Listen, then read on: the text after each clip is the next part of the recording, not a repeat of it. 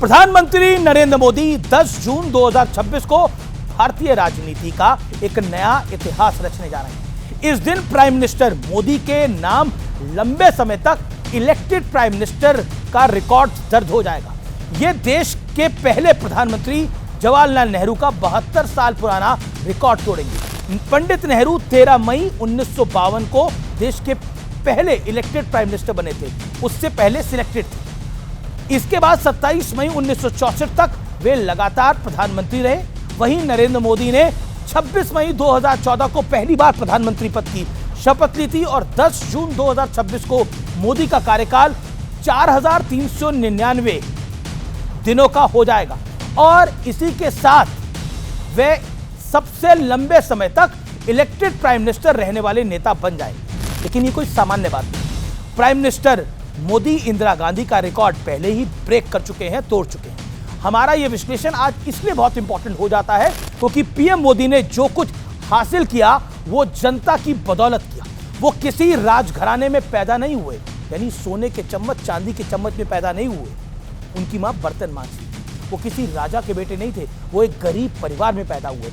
बचपन में गरीबी देखी, स्टेशन पे चाय बेची, इसलिए ये रिकॉर्ड कुछ अलग है, कुछ इंपॉर्टेंट है। पंडित नेहरू 13 मई 1952 में जब प्रधानमंत्री बने तो उस समय उनको चुनौती देने वाले कोई नहीं थे। पूरे देश में कांग्रेस की सरकारें थी, ना कोई विपक्ष था और ना ही कोई पार्टी थी, यानी लगभग विपक्ष निष्क्रिय था। सरदार पटेल प्रधानमंत्री बनना चाहते थे लेकिन महात्मा गांधी की पसंद की वजह से नेहरू को चुना गया। सरदार पटेल प्रधानमंत्री बनना चाहते थे, इससे मेरा तात्पर्य यह है कि उनका नाम था। नेहरू पहली बार इंटरिम सरकार के प्राइम मिनिस्टर बने और फिर इसके बाद पूरी पार्टी पर नेहरू का दबदबा हो गया, कब्जा हो गया। पंडित नेहरू के पिता एक मशहूर बहुत बड़े वकील थे।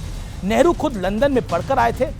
मौलाना अबुल कलाम आजाद की इंडिया विंस फ्रीडम की एक बुक है, उस किताब में स्पष्ट शब्दों में लिखा है, साफ साफ जिक्र है कि कांग्रेस के लोग सरदार साहब को यानी सरदार वल्लभ भाई पटेल को चाहते थे लेकिन उनको प्राइम मिनिस्टर नहीं बनने दिया गया, यानी पंडित नेहरू को महात्मा गांधी ने चूज कर दिया। इसके बाद इंदिरा गांधी की कहानी भी काफी दिलचस्प है।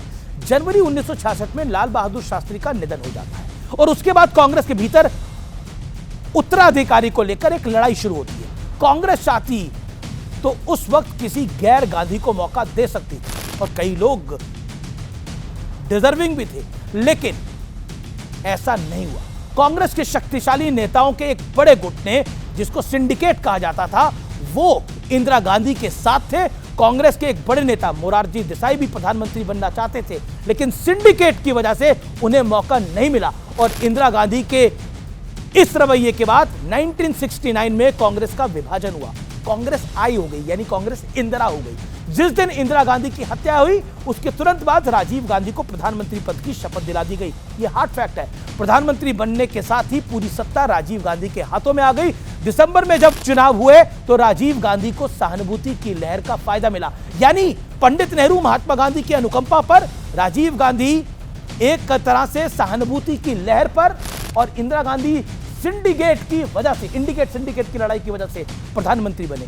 लेकिन लोकतंत्र की इस कहानी में आपने देखा कि आजादी के बाद जब जब कांग्रेस की सरकार आई, परिवार के बाहर लोगों को मौका मिलना आसान नहीं था, मिला ही नहीं। लेकिन 2004 में बहुत बड़ा बदलाव आया।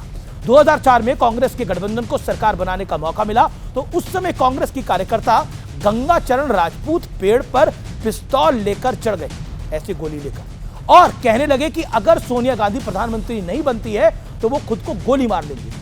वहीं एक और कांग्रेसी कार्यकर्ता सुशील दुबे ने बकायदा आत्महत्या का प्रयास किया। हालांकि सोनिया गांधी तो प्रधानमंत्री नहीं बनी लेकिन सोनिया गांधी की अनुकंपा पर डॉक्टर मनमोहन सिंह को प्रधानमंत्री बनाया गया।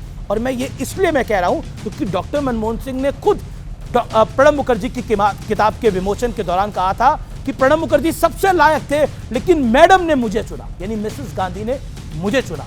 और उसके बाद कहा गया कि सोनिया गांधी भले ही प्रधानमंत्री नहीं है लेकिन सरकार रिमोट से वहीं से चला रही है। ये भी मैं नहीं कह रहा हूं, ये भी कोई और नहीं कह रहा है, ये डॉक्टर मनमोहन सिंह के जो मीडिया एडवाइजर रहे संजय बारू, उन्होंने अपनी किताब में लिखा कि कैसे रिमोट कंट्रोल की सरकार सोनिया जी चलवाती थी।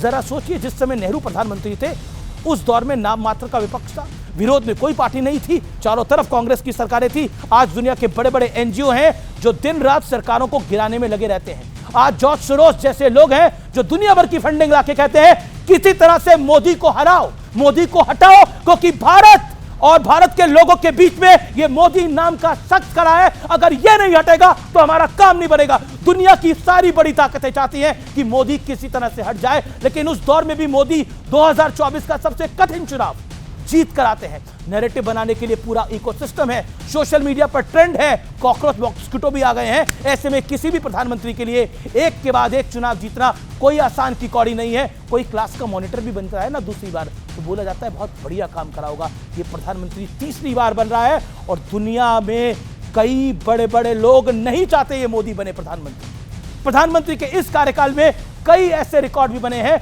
जो दिखाते हैं कि वो अपनी राष्ट्रवादी विचारधारा, भारतीय संस्कृति को आगे लेकर जाना चाहते हैं। मोदी के कार्यकाल में ओडिशा में पहली बार बीजेपी की सरकार बनी, बंगाल में पहली बार प्रचंड बहुमत मिला, दिल्ली में 27 साल के बाद बीजेपी का सूखा खत्म होता है। प्रधानमंत्री मोदी किसी की अनुकंपा से प्रधानमंत्री नहीं बने हैं। उन पर अगर अनुकंपा है तो देश की आम जनता की, देश के कोटि कोटि लोगों की। नरेंद्र मोदी अगर ये रिकॉर्ड बना रहे हैं तो उसका श्रेय देश के आम गरीब लोगों को जाता है, आपको जाता है। मोदी को आपने बनाया है, मोदी आपसे बने हैं, आप में से बने हैं, इसलिए मोदी मोदी है। मैं ये साफ तौर पर कहना चाहता हूं, आज इस दौर में हम जी रहे हैं। हम बात करते हैं महात्मा गांधी के दौर की, हम बात करते हैं स्वामी विवेकानंद के दौर की, हम बात करते हैं दयानंद सरस्वती के दौर की, लेकिन एक दौर होगा आज से 50 साल बाद जब बात होगी मोदी के दौर की। और यह बात सत्य और तथ्य है और यही प्रमाणिक है। और फिलहाल आज के लिए इतना ही।